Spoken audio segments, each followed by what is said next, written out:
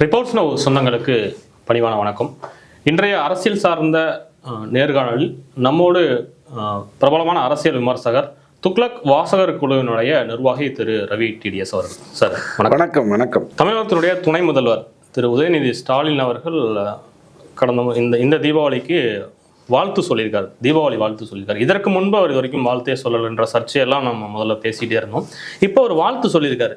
அதில் என்ன பாஜக தலைவர்களுக்கோ இல்லை வலதுசாரி இயக்கத்தை சார்ந்தவர்களுக்கு அதில் என்ன வருத்தம்? ரம்ஜானுக்கு ஒரு வாழ்த்து சொல்லியிருப்பாரு, கேளுங்க. கிறிஸ்மஸ்க்கு ஒரு வாழ்த்து சொல்லியிருப்பாரு, கேளுங்க.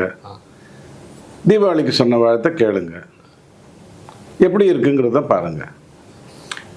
இப்போ ஒருத்தர் வாழ்த்தே சொல்லாமல் இருக்கிற ஒருத்தர் வாழ்த்து சொல்றாரு. அதுலேயும் நமக்கு ஒரு சின்ன குறை. நாம இந்த வாழ்த்து என்ன பிச்சை போடுறாரு? சரியில்லை, பிச்சை போடுறாரு அவரு. வெறும் பர்த் சர்டிஃபிகேட்டை வச்சுட்டு துணை முதல்வரான இவர் நமக்கு பிச்சை போடுறாரா? எம்எல்ஏ தானே துணை முதல்வர்.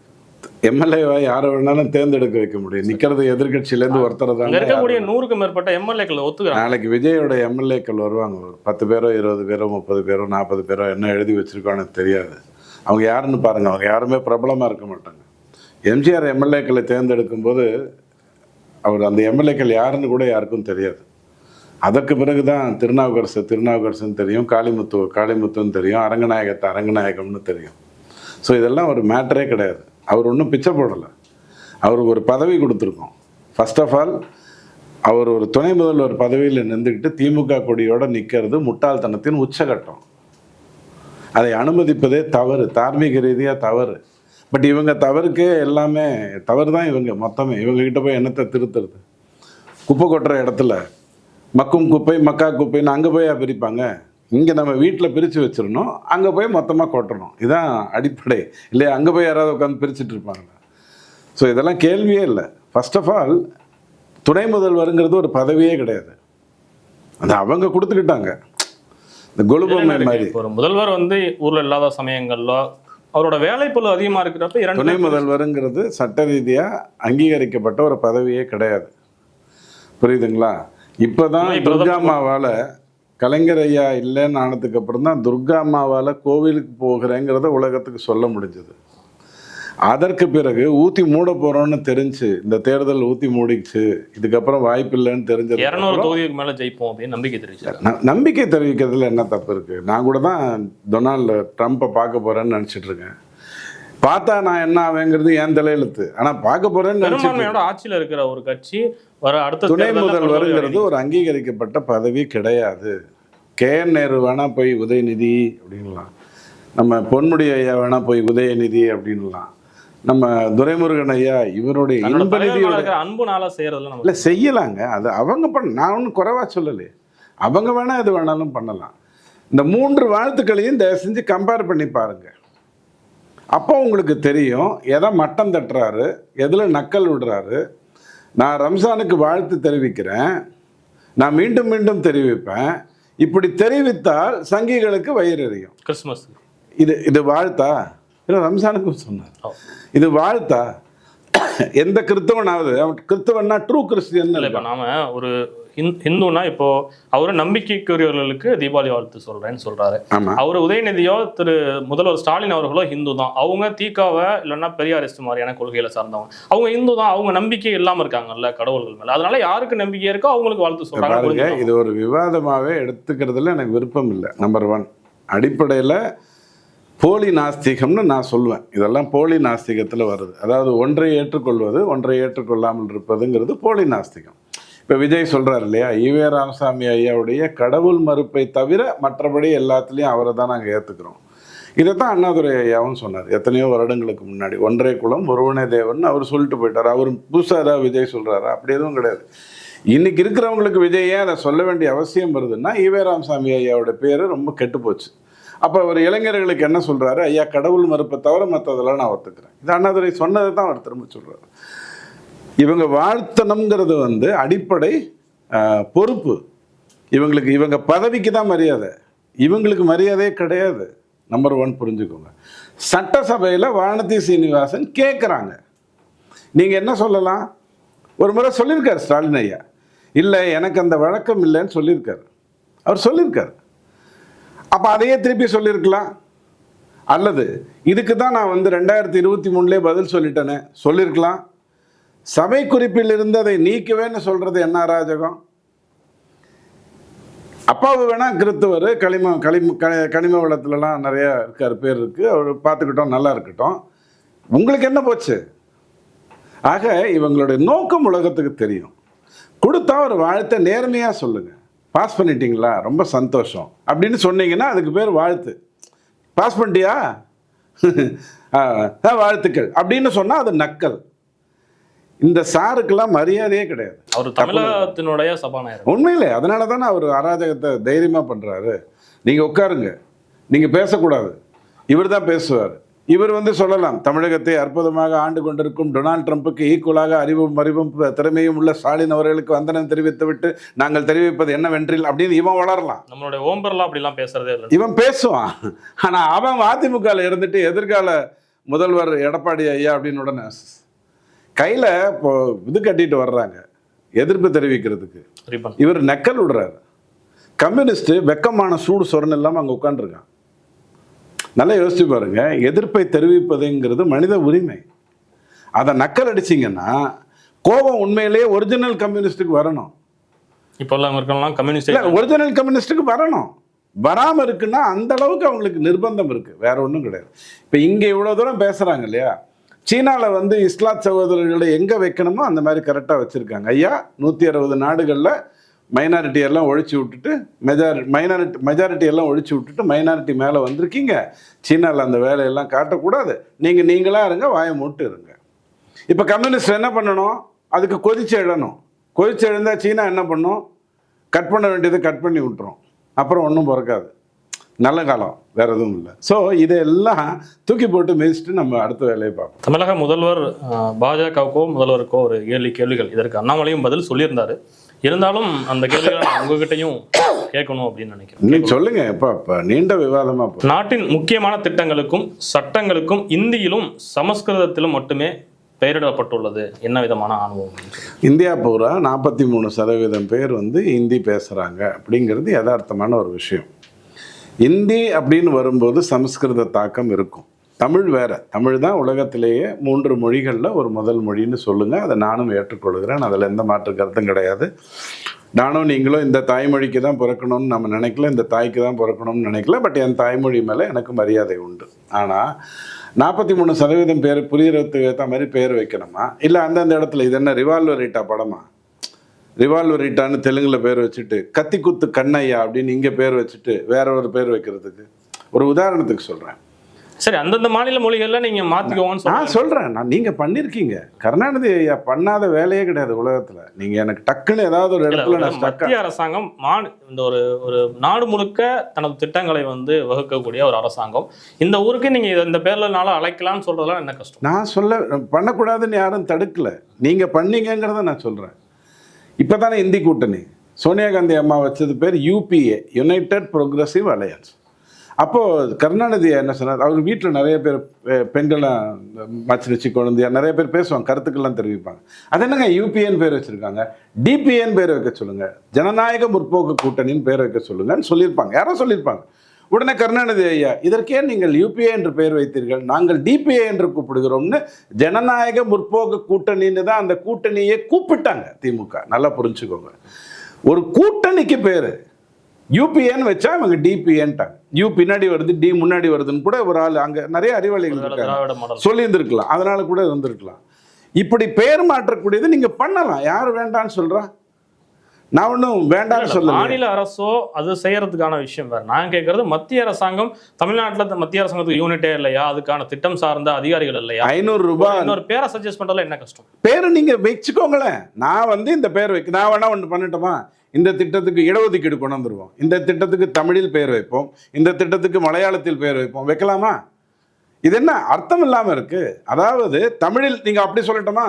தமிழில் நீங்கள் பெயர் வச்சுட்டீங்கன்னு சொல்கிறீங்களே, தமிழில் நீங்கள் பெயர் வச்சா மதுரை தமிழுக்கும் கோயம்புத்தூர் தமிழுக்கும் வித்தியாசம் இருக்குது தெரியுமா? பைய எடுத்துட்டு வாங்கன்னு சொல்றதுக்கும் பைய வாங்குறதுக்கும் வித்தியாசம் நான் இருக்கு. ஸ்லாங் பத்தி சொல்ல, மொழி வந்து அஃபீஷியல் லாங்குவேஜ், நம்மளுடைய அஃபீஷியல் லாங்குவேஜ். திரும்பவும் சொல்றேன், அவங்க பெயர் வச்சிருக்கிறது இந்தியிலேயோ இங்கிலீஷ்லேயோ, நீங்கள் அதை மாற்றிக்கொள்ளலாம், தப்பு கிடையாது. நீங்கள் போய் குர்பானி படம் பார்த்தபோது எதுக்காக நீங்க குர்பானி படம் பார்த்தீங்கன்னு எனக்கு தெரியும்.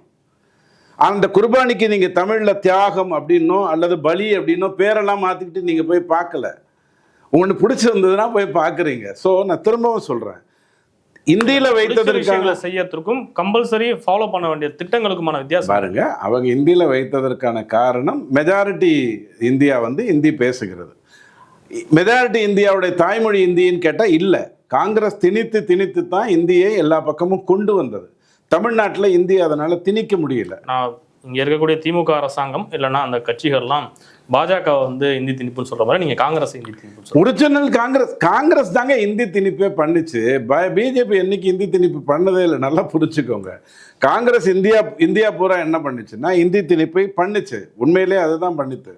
அது இன்னைக்கு இருக்கக்கூடிய இளைஞர்களுக்கு தெரியாது. இவர் தண்டவாளத்தில் போய் படுத்தார்ல, ட்ரெயின் அந்த பக்கம் போயிருச்சு, இவர் போய் படுத்தார் இல்லையா, அதுக்கான காரணம் காங்கிரஸ். நல்லா புரிஞ்சுங்க. அப்போ பிஜேபி கட்சியே கிடையாது. காங்கிரஸ் இந்தியை திணித்தது. நிறைய மொழிகள் இப்போ உத்தரப்பிரதேசக்கெல்லாம் வந்து கிட்டத்தட்ட எதுக்கு ஜார்க்கண்டில் வந்து 16 மொழிகள் பேசுகின்றவங்க இருக்காங்க. ஜார்க்கண்ட் மாநிலத்தில் மட்டும் 16 மொழிகள் பேசுகிறவங்க இருக்காங்க. அவங்க தாய்மொழி அதுதான், அதில் மாற்று கருத்து இல்லை. அதனால் அங்கே ஹிந்தி நீங்கள் இங்கே இங்கிலீஷ் திணிச்சிங்க இல்லையா, அந்த மாதிரி அவங்க இந்தியை திணிச்சு விட்டாங்க. இப்போ எனக்கு இந்தியும் தேவையில்லை, இங்கிலீஷும் தேவையில்லை, எனக்கு என் தமிழே போகும், அதில் எந்த மாற்று கருத்தும் இல்லை. பட் ஒரு திட்டத்துக்கு பேர் வைக்கும்போது எல்லாருக்கும் புரியுற மாதிரி, இப்போது படத்துக்கு பேர் வைக்கிறோம், நானே வைக்கிறேன்னு வச்சுக்கோங்களேன். ரஜினிகாந்தை வச்சு படம் எடுத்துகிட்டு ஜிங்கிளப்பா அப்படின்னு ஒரு படம் பேர் வச்சிடுறேன். என்னங்க பேர் இப்படி இருக்குது, நீங்கள் சொல்லுவீங்களா மாட்டிங்களா? ரஜினி ரசிகர்களுக்கு புரியணும்ல. ஜிங்கிளப்பான்னு நான் பேர் வச்சேன்னா நீங்கள் கேட்பீங்கல்ல, எதுக்காக புரியல, அதுக்காக வச்சுருக்கோம். நீங்கள் அதை எப்படி வேணாலும் கூப்பிடுங்க. ஆறுபடையப்பன் அப்படின்னு தான் பேர் வச்சாங்க. படையப்பா அப்படின்னு பேர் வச்ச போது எல்லாரும் விமர்சித்தாங்க, என்னங்க எப்படி பேர் வச்சிருக்காரு அப்படின்னு. அது ஆறுபடையப்பன்னு படையப்பாங்கிற பேர் இன்னைக்கு ஃபேமஸ். ஒரு திட்டத்தின் மூலமாக நீங்கள் என்ன நல்லது மக்களுக்கு செய்கிறீங்கிறது முக்கியம். பெருவாரியான மக்களுக்கு புரியறதுக்காக நம்ம அப்படி பேர் வச்சுருக்கோம். ராஜீவ்காந்தி இங்கேருந்து கிளம்பினார் இல்லையா, பூட்ஸு ஷூலாம் போட்டுக்கிட்டு கிட்டத்தட்ட ஒரு 45 கேரவன் வேன் வச்சுட்டு நடைபயணம் போனார் இல்லையா. அவர் போகும்போது இந்தியில் தான் பேர் வச்சார். நீங்கள் தான் என்ன பண்ணீங்க, மச்சி அப்படிலாம் பேர் வச்சிடாதீங்க, நாம் தமிழில் கூப்பிட்டுப்போம் அப்படின்னு சொன்னீங்க. ஏன்? உங்களுக்கு அக்கறை இருந்தது. என்ன அக்கறை இருந்தது? ராகுல் காந்தி வெற்றி பெற்றா நாம் இந்த இடி பிரச்சனையில் இதெல்லாம் வெளில வந்துடலாம், செந்தில் பாலாஜி ஒருத்தரே போகிறோம், அவரை வச்சுட்டு எல்லாத்தையும் பார்த்துக்கலான்னு ஒரு அக்கறை உங்களுக்கு இருந்தது. ஆனால் அவர் ஜெயிக்கல, பாவம், அது வேறு விஷயம். நீங்கள் தமிழில் பேர் வச்சிங்களா இல்லையா? உங்களுக்கு வேணும்னா வச்சுக்கிட்டீங்கல்ல, அதே வச்சுட்டு போங்க, எவன் வேண்டாங்கிறான்? 8 கோடி தமிழர்கள் மக்களுடைய உணர்வுகள் இது வந்து கேள்விக்குறியா? இந்தியாவில் 6% தமிழன் தான் முக்கியம். அகண்ட பாரதத்திலே தமிழன் தான் முக்கியம். இந்த 120 வருட காமெடியெல்லாம் விட்டுருங்க. ஈவே ராமசாமி ஐயா அதுக்கு பின்னாடி வந்த நிறைய காமெடிஸ் எல்லாம் மறந்துடுங்க. தமிழ் வந்து தொன்று தொற்ற ஒரு விஷயம், பெரிய விஷயம். நாங்கள் அதிலலாம் மாற்றுக்கிறதே இல்லை. என் பாரதி சொல்லாத தமிழை வந்து இன்னொருத்தன் போற்ற வேண்டிய அவசியமே எனக்கு கிடையாது. இவங்கெல்லாம் வாலிப விருந்து பூங்கோதைன்ற மாதிரி புத்தகம் எழுதி கொண்டிருந்த 4ஆம் தர புத்தக எழுத்தாளர்கள். இவங்களாம் புறந்தள்ளிருங்க. நாம் சொல்ல வர்றது என்னன்னா, பேர் நீங்கள் வைங்க. நீங்கள் வைத்தீங்க, யூபிஏக்கு டிபிஏன்னு பேர் வைத்தீங்க. குர்பானி படத்துக்கு பேர் வைக்காம தான் நீங்கள் போய் படம் பார்த்துட்டு வந்தீங்க. எதுக்காக போனீங்கிறது உங்களுக்கே தெரியும். இப்போது இஷ்யூ என்ன அப்படின்னா, திட்டம் செயல்படுகிறதா? ஒரு கேள்வி கேட்குறேன். தமிழ்நாடு தான் அதிகமாக மன்ரேகால பணம் வருது, உங்களுக்கு தெரியுமா? மன்ரேகான்ற பேர் வச்சது யாரு? காங்கிரஸ். அப்புறம் நீங்கள் என்ன பண்ணீங்க? அதுக்கு மகாத்மா காந்தி தொல்பொருள் ஆராய்ச்சி ஏதாவது பேர் தமிழில் பேர் மாற்றினீங்களா?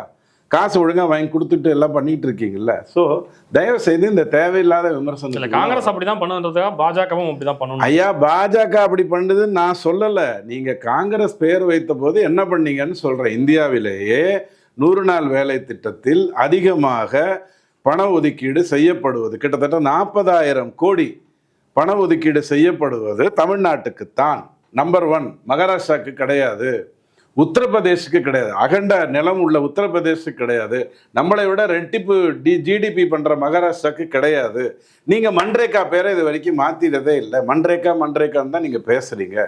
நீங்கள் இங்கிலீஷை திணித்தீர்கள், காங்கிரஸ் இந்தியை திணித்தது, நாங்கள் தாய்மொழியை திணிக்கிறோம், வேற எதுவுமே கிடையாது. ஒன்றிய அமைச்சர்களே நம் குழந்தைகளை அறிவியலுக்கு புறம்பான மூட நம்பிக்கைகளை சொல்லி மட்டுப்படுத்துவது ஏன் அப்படின்னு டைரக்டாக துர்கா அம்மாவை கூட்டிகிட்டு வந்து கேளுங்க. மூட நம்பிக்கை எதுன்னு கேளுங்க. அவங்க சிலதெல்லாம் லிஸ்ட் பண்ணுவாங்க. இப்போ தலையில் தேங்காய் உடைப்பாங்க, ஒரு ஊரில் தலையில் தேங்காய் உடைப்பாங்க. இஸ்லாத்தில் வந்து கத்தியை வச்சுட்டு உடம்ப கிழிச்சுப்பாங்க. அந்த டிஎன்ஏக்கு அது ஒத்து வரும். நீங்களும் நானும் அதை முயற்சி பண்ண மாட்டோம். அவன் அசால்ட்டாக பண்ணிட்டு போயிடுவான். இந்த சவுக்கால் அடிச்சுக்கிறாங்க பாருங்க, அவன் சின்ன பசங்க வருவான், அவன் தான் சிக்கணும். உங்களுக்கு கையெல்லாம் நடுங்கும். அண்ணாமலை மாதிரி உண்மையிலேயே ஆத்திரமும் கோபமும் அந்த பெண்ணை காப்பாற்ற முடியலங்கிற ஒரு வெறுப்பும் கடுப்பும் இருக்கிறவரை 6 முறை தன்னை அடிச்சுப்பார். இவங்கெல்லாம் அடிச்சுக்க முடியாது. ஸோ எது மூட நம்பிக்கைன்னு சொல்லுங்க. தாழ்த்தப்பட்டவங்க உயர்த்தப்பட்டவங்க அப்படின்னு நீங்க பேசுறதா இருந்ததுன்னா, பட்டியலினத்தவர் முதலமைச்சர் ஆக முடியுமான்னு திருமாவளவன் கேட்டாரு, அதுக்கு பதில் சொல்லுங்க. தமிழகத்தில் பட்டியலினத்தவர் முதலமைச்சர் ஆக முடியுமான்னு திருமாவளவன் கேட்டார் இல்லையா, அதுக்கு பதில் சொல்லுங்க. நீங்க தயவு செய்து மூட நம்பிக்கையை பற்றி பேசுறது. அண்ணாமலை அவர்கள் நீதிமன்றம் போயிருக்கலாம், அவர் சவுக்கால அடிச்சுக்கிட்டதே மூட நம்பிக்கை. இங்க பாருங்க, நாளைக்கு காலையில தீர்ப்பு, நான் தான் நீதிபதி, எனக்கு நல்லா தெரியும் அவன் அயோக்கியன், அவனுக்கு தான் நான் தீர்ப்பு கொடுத்தாகணும். ஆனா அவன் அயோக்கியன்னு எனக்கு தெரியும். இன்னைக்கு ராத்திரி நான் வந்து தண்ணி அடிச்சுக்கிறேன்னு வச்சுக்கோங்க. காரணம் என்னுடைய கெட்ட பழக்கம் இல்லை, காரணம் அந்த சட்டத்தின் மேல எனக்கு இருக்கிற கோபம், அந்த செட்டப்புக்கு மேல எனக்கு இருக்கிற கோபம். அந்த பொண்ணை நான் காப்பாற்ற முடியல. அந்த பெண்ணுக்கு நடந்த அநியாயத்தை எனக்கு தெரியுது, இவன் தான் தெரியுது, நிறுத்தி கொண்டு வந்து கொடுக்க முடியல, தடுக்குது. நான் அப்ப வந்து ஒரு முருகை யாத்திரைக்குள்ள போறேன். முருகை யாத்திரையுடைய பங்கு தான் காவடி தூக்குவதும் நடைபயணம் செய்வதும் சாட்டையால் எடுத்துக்கொள்வதும் அப்படிங்கிறதெல்லாம். அதுல ஒன்றை நான் எடுத்துக்கொண்டு செய்கிறேன். ஸோ அதை நீங்க கொச்சப்படுத்தாதீங்க. முடிஞ்சிச்சுன்னா நீங்க ட்ரை பண்ணி பாருங்க. ஆனால் மூட நம்பிக்கை எதுங்கிறத நம்ம துர்காமாவை வந்து சொல்லுங்க, நான் பதில் சொல்றேன், நீங்க சொல்லாதீங்க. உங்க மூட நம்பிக்கை எனக்கு தெரியும். ஒரு கேள்வி கேட்கட்டுமா? மனசாட்சிக்கு உங்களுக்கு இருந்ததுன்னா மனசாட்சியோட பதில் சொல்லுங்க. அது என்ன 12:05 வந்து மனு தாக்கல் பண்ணுவீங்க? இதுல என்ன வந்து மூட நம்பிக்கைன்னு கண்டுபிடிக்கிறீங்க? ஏங்க, ஒரு நேரத்தை பார்த்து கரெக்டா 4 வாட்டி பண்ணிருக்கீங்க. ஏதோ 1 வாட்டி 2 வாட்டி இல்ல, ஒரு முறையும் உங்களுடைய எம்எல்ஏக்கள்லாம் மனு போடுறாங்கல்ல, அமாவாசை அன்னைக்கு போடுவாங்க. ஏன் போடுறாங்க? தலைமை கழகம் அறிவிச்சிருக்கோம், இந்த நேரத்தில் இந்த டைம்ல பண்ணுங்கப்பா அப்படின்னு. இதுல என்ன இருக்கு? அறிவிச்சிருச்சு இல்ல, அதனால தான் நான் துர்கா மாட்ட போறேன். தலைமை கழகம் யாருங்கிறது அந்த இடத்துல எனக்கு தெரியும். ஒன்று புரிஞ்சுக்கோங்க, எது மூட நம்பிக்கைங்கிறது வந்து எப்போ தெரியுமா உங்களுக்கு தெரியும்? நான் ஒரு கஷ்டத்தில் இருக்கேன் அப்படின்னு சொன்னால், இந்த கஷ்டத்துலேருந்து நான் வெளில வரணும், ஆண்டவா நான் என்ன பண்ணணும், எனக்கு என்ன பண்ணுறதுன்னு தெரியாது. சில முட்டாள்தனமான கேள்வியெல்லாம் கீவீரம் நீ அந்த காலத்தில் கேட்டிருக்காரு. முடி வளரும்னு தானே நீ மொட்டை அடிச்சுக்கிட்ட, கை வளராதுன்னு தெரிஞ்சால் நீ கையை வெட்டியிருக்க மாட்டேன்னு ஒரு வளருவார். எனக்கு நான் அதுக்கு பதில் நல்லாவே சொல்லுவேன். நாளைக்கு காலையில் நான் இறந்துருவேன் நீங்கள் என்கிட்ட சொல்கிறீங்கன்னு வச்சுக்கோங்க, இன்றைக்கி நைட் நான் தூங்க மாட்டேன். பேங்கை ஓப்பன் பண்ணி எப்படியாவது பணத்தை எடுத்து கடன் எல்லாம் அடைப்பேன். பேட்டரி சார்ஜ் மிஸ் ஆகாத மாதிரி எல்லா கடனையும் அடைச்சி முடிப்பேன். நாளைக்கு காலையில் செத்துடுவேன்னு நீங்கள் சொன்னதை வைத்துட்டு நான் சொல்கிறேன். முடி இறக்கிக் கொள்வதும் என்னை நான் அசிங்கப்படுத்திக் கொள்ளுகிறேன். இந்த விஷயத்துலேருந்து என்னை எப்படியாவது வெளில கொண்டு வா, இவ்வளவுதான். இதையே ஒரு கிறிஸ்தவன் வந்து உங்ககிட்ட, கேன்சர் பேஷண்ட்டுக்கெல்லாம் முடி இருக்காது, நீங்கள் தயவு செய்து முடியை கட் பண்ணி கொடுத்தீங்கன்னா அவங்களுக்கு முடி வைக்கிறேன்னு சொன்னா கதை கட்டுட்டு இருப்பீங்க பாருங்க. இதை மட்டும்தான் நான் மூட நம்பிக்கைன்னு சொல்றேன். ஸோ பேசுவதாக இருந்தால் நம்ம முன்னோர்கள்லாம் ரொம்ப அறிவாளிகள்னு தயவு செஞ்சு தெரிஞ்சுக்கோங்க. அறிவாலயத்தில் இருந்தவங்க இல்லைன்னு புரிஞ்சுக்கோங்க. அதற்கப்புறம் நீங்க கேள்வி கேளுங்க. நிறைய கேள்விகள் இருந்தாலும் நான் நிறைவா அந்த விஷயத்துல இருந்து வெளியில போடுறேன். கடைசியா அவர் ஒரு விஷயம் சொல்லியிருக்காரு, இதற்கெல்லாம் பதில் வருமா அப்படின்னு கேட்டுட்டு, இல்லை வழக்கம் போல வாட்ஸ்அப் யூனிவர்சிட்டியில் பொய் பிரச்சாரத்தை தொடங்குவீர்களா அப்படின்னு கேட்டு. வாட்ஸ்அப் யூனிவர்சிட்டிக்குள்ள முதல்ல வந்த பொய் பிரச்சாரமே ஈவே ராமசாமி ஐயாவுக்கு யுனெஸ்கோ விருது கிடைத்ததாக சொன்னதுதான். வாட்ஸ்அப்னு ஒன்று தோன்றாத காலத்தில் ஒரு மனிதனுக்கு வாட்ஸ்அப் என்கின்ற ஒன்றை கொண்டு வரலாம், அதன் மூலமாக நல்ல செய்திகளை பரப்பலாம்னு தோன்றதுக்கு பல ஆண்டுகளுக்கு முன்னாடி பொய்யை பரப்பியது நம்ம ஆளு தான். யுனெஸ்கோ விருது கொடுத்தாங்க. அதுவும் எப்படி விருது கொடுத்தாங்க தெரியுமா? தென்னாட்டின் சாக்ரட்டிஸ் யாரு? நம்ம ஈவே ராமசாமி ஐயா. அப்படிதான் விருது கொடுத்தாங்கன்னு கதை விட்டாங்க. யுனெஸ்கோ சத்தியமாக நாங்கள் அப்படிலாம் இப்போ ஃபாஸ்கான் சொல்கிறோம் இல்லையா, ஐயா எங்களுக்கு இதுக்கு சம்மந்தமே இல்லையா, நாங்கள் முதல்ல இருந்தே இந்தியாவில் இருக்கிறோம், ரொம்ப வருஷமா அதிமுக காலத்திலேயே நாங்கள் இங்கே தமிழ்நாட்டுக்கு வந்துட்டோம்னு சொல்கிறோம் இல்லையா. அந்த மாதிரி குழுக்கள்ல வேற இன்னொரு நிறுவனம் அப்படின்னு இவர் மினிஸ்டர் சொல்லியிருக்காரு பாருங்க. அந்த மாதிரி எல்லாம் ஒன்றுமே கிடையாது. ஃபாக்ஸ்கான்ங்கிறது வந்து ஃப்ரான்ச்சைசி கிடையாது. இப்போது பேட்டா ஷோரூம்ங்கிறது வந்து பேட்டா ஷோரூம் தான். பிஎஸ்சியை வந்து நீங்கள் நடத்தலாம். நங்கநல்லூரில் பேட்டா ஷாப்பிங் கார்பரேஷன் நீங்கள் நடத்தலாம். நான் வந்து ஒரு ஊரில் நடத்தலாம். பிஎஸ்சியை ஃப்ரான்ச்சைசி உண்டு. டாட்டாக்குள்ள நிறைய நிறுவனங்கள் இருக்குல்ல, அந்த மாதிரி இருக்கலாம். டாட்டாவில் நிறைய நிறுவனங்கள் இருக்குது, ஃப்ரான்ச்சைசி கிடையாது. நல்லா புரிஞ்சுக்கோங்க. அவர் அந்த நிறுவனங்கள்ல ஒரு நிறுவனம் அப்படி தானே. ஒரு உதாரணத்துக்காக சொல்கிறேன். இப்போ ராமராஜ் அப்படிங்கிற பிராண்ட் இருக்கு இல்லையா, ராமராஜ் கடையை யார் வேணுமானாலும் வைக்கலாம். ஃப்ரான்ச்சைசி வாங்கிட்டு ராமராஜ் கடையை யார் வேணாலும் விற்கலாம். அங்கே வந்து நீங்கள் வேற ஒன்றுத்தையும் வித்துறக்கூடாது, அவ்வளவுதான். ஆனால் டாட்டாக்கு ஃப்ரான்ச்சைசி கிடையாது. அவன் பிராண்ட் ஒரு பிராண்டு கொண்டு வந்தானா அவ்வளோதான். விற்கிறது, அதாவது டிஸ்ட்ரிபியூஷன் யார் வேணாலும் பண்ணலாம், புரிஞ்சுக்கோங்க. ஸோ ஃபாக்ஸ்கானுங்கிறது ஒரு கம்பெனி. எதுக்கு நான் உங்ககிட்ட வரேன் அப்படின்னா, பொய் சொல்லும்போது திமுகவுக்கு நல்லா சொல்ல தெரியும், நல்லா சொல்ல தெரியும். ஆனால் தயவுசெய்து நம்புற மாதிரி சொல்ல தெரிஞ்சது. அந்த காலத்துலலாம் கருணாநிதியெல்லாம் பயங்கரமாக நம்புற மாதிரி சொல்லுவார். இவங்க கொஞ்சம் கஷ்டப்படுறாங்க.